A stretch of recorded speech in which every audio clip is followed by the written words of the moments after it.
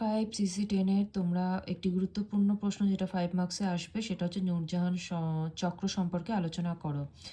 উত্তরটা তোমরা দেখে নাও, আমি এখানে পুরো উত্তরটাই দিয়ে দিয়েছি, তোমরা স্ক্রিনশট তুলে নিতে পারো বা চাইলে খাতার মধ্যে নোট ডাউনও করে নিতে পারো।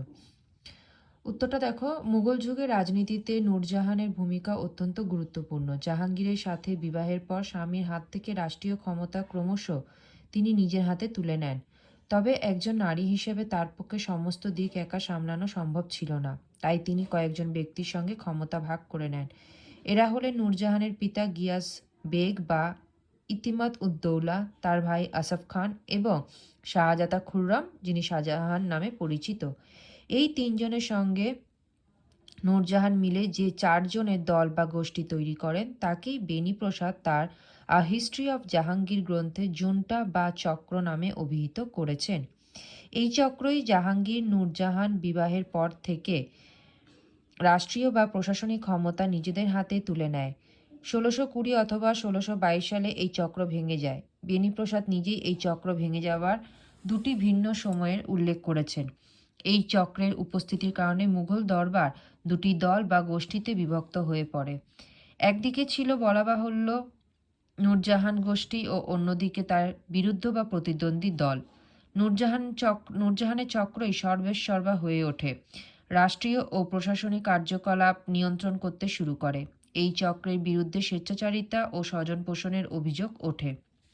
পরের প্যারাগ্রাফ, বেনিপ্রসাদের নূরজাহান চক্র তত্ত্ব এবং রো-এর বক্তব্যের সঙ্গে আলিগড় বিশ্ববিদ্যালয়ের অধ্যাপক সৈয়দ নুরুল হাসানের মতন কেউ কেউ একমত হননি। অন্যদিকে অধ্যাপক হাসান যেমন নূরজাহান চক্র তত্ত্বের একটি পর্যালোচনামূলক সমীক্ষা প্রবন্ধে নূরজাহান চক্রের অস্তিত্ব পুরোপুরি নস্যাৎ করে দিয়েছেন। টমাস রো এর যে বক্তব্যগুলির ওপর মূলত ভিত্তি করে বেনিপ্রসাদ এই চক্রতত্ত্বের অবতারণা করেছিলেন সেই বক্তব্যগুলিরই কোনো ঐতিহাসিক ভিত্তি নেই বলে অধ্যাপক হাসান মনে করেন। তথাকথিত চক্রের বিরুদ্ধে ওঠা নানা স্বজনপোষণ ও ক্ষমতার অপব্যবহারের অভিযোগগুলিও অধ্যাপক হাসান অনেকাংশে বাতিল করে দিয়েছেন। পরের প্যারাগ্রাফ, একথা অনস্বীকার্য করা যায় না যে একথা অস্বীকার করা যায় না যে নূরজাহান চক্রের অস্তিত্ব স্বীকার করে নেওয়ার মতন পর্যাপ্ত তথ্য প্রমাণ আমাদের হাতে নেই। এমনকি নূরজাহান সত্যি জাহাঙ্গীরকে পুরোপুরি নিয়ন্ত্রণ করতেন কিনা তা করলেও কতদূর করতেন তা সুস্পষ্টভাবে বলা মুশকিল।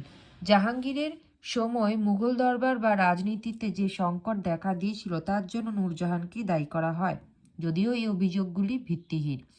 জাহাঙ্গীরের সময় মুঘল রাষ্ট্রের যে সংকট তার জন্য নূরজাহান কোনোভাবেই দায়ী ছিলেন না।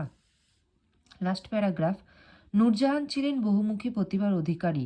নূরজাহান অভিজাতদের উন্নতির পথে বাধা হয়ে দাঁড়িয়েছিলেন বলে অভিজাতরা যে অভিযোগ করেছিলেন তা ভিত্তিহীন, বরং একজন নারী হিসেবে নূরজাহানকেই তাদের মেনে নিতে অসুবিধা হয়েছিল। এমনকি সমকালীন লেখকরা নূরজাহানের প্রতিভা ও প্রতিপত্তিকে ঈর্ষা করতেন, তাই সমকালীন রাজনৈতিক জটিলতা ও সংকটের জন্য তাকে দায়ী করা হয়।